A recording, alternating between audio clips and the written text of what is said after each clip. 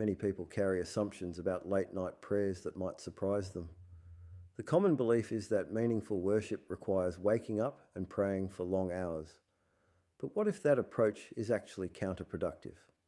By understanding the deeper wisdom behind night worship, it becomes clear why less can often build a stronger and more lasting spiritual practice. Here's the truth that often goes unspoken. When the excitement for night prayers kicks in, huge goals get set. Promises are made to wake up and pray for an hour, maybe two. The motivation is strong at first, but what really happens? It works for a night or two, then suddenly stops. The enthusiasm fades and everything returns to zero. The prophet taught something profound about this. The most beloved actions are those done consistently, even if small. Consider this. What holds more value? Praying 5 minutes every night for life, or praying 2 hours once and never again? The answer becomes obvious when seen through this lens. There is also a powerful strategy that benefits a person even when they fail. Before sleeping, make a sincere intention to wake up for prayer. Set an alarm, plan it, and truly mean it. Here's the beautiful part. If sleep overcomes you and the prayer is missed, reward still comes for the intention alone. That sleep itself becomes an act of worship. It becomes a win-win situation. Either the prayer happens or the intention earns blessings regardless. How amazing is the mercy behind that? Another secret to making late-night prayer more consistent is bringing others into the process. Tell someone that you will wake them up. Call a friend or family member and take responsibility for them. Suddenly, the commitment isn't just personal anymore. Someone else is relying on you. And here's where it becomes even more incredible. Waking someone else up doesn't only bring your reward, it brings a share of theirs too.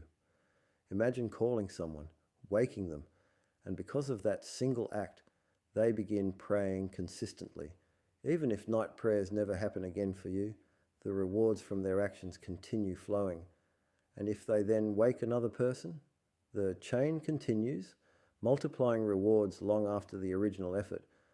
A practical step often ignored is simply sleeping early. It sounds basic, but staying up late after the night prayer has become a habit for many. The prophet disliked this practice. It doesn't mean sleeping immediately, just choosing a reasonable time with the intention of rising later. This small shift transforms sleep. It becomes more peaceful, more blessed, and more energizing. Sleeping arrangements also play a surprising role. Extreme comfort can make waking up difficult, while extreme discomfort can leave the body exhausted. Many seek the softest, fluffiest bedding, which is fine for rest, but not for discipline. Others go to the opposite extreme and sleep on the floor, hoping it will force them up, yet it usually backfires. The prophet's bed was simple, made of date palm leaves that left marks on his side. The ideal approach is a middle ground, comfortable enough to rest, but not enough to trap the body in deep indulgence. Another practice the prophet encouraged is going to bed in a state of purity. Performing ablution before sleep brings blessings that elevate the entire night.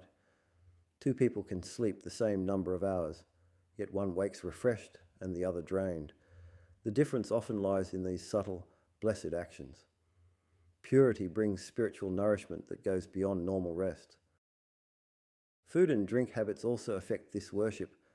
Eating and drinking too much before bed can disrupt sleep quality, make waking up harder, and affect how the body feels upon rising. Keeping things light makes a noticeable difference in the entire night prayer experience.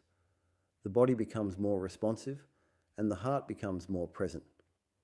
Another powerful tip is to create a gentle pre-sleep routine that signals the mind and heart to prepare for something meaningful.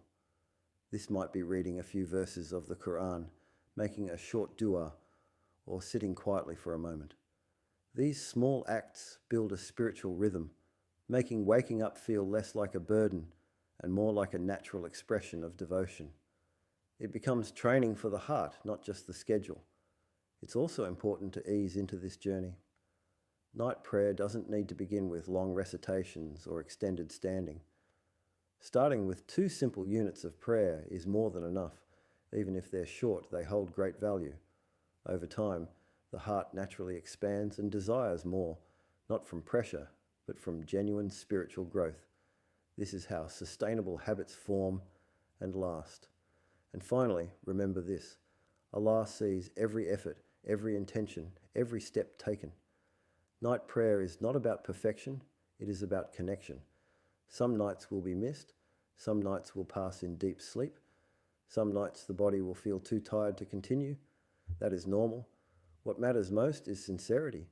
Even the struggle itself becomes worship.